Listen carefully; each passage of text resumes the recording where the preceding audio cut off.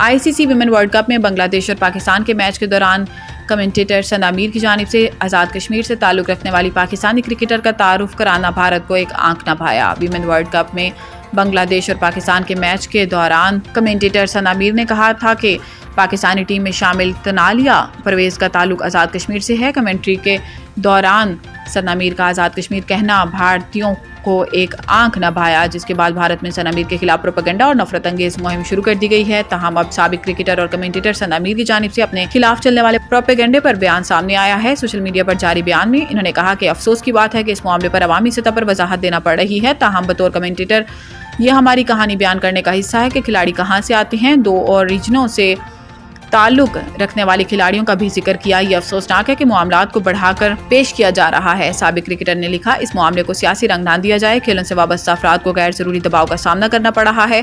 انہوں نے مزید کہا کہ پاکستانی کھلاڑیوں کے آبائی علاقے سے متعلق بات کرنے کا مقصد ان کی مشکلات اور شاندار سفر کو اجاگر کرنا تھا۔ میرے دل میں کوئی بغض یا کسی جذبات کو ٹھیس پہنچانا مقصد نہیں۔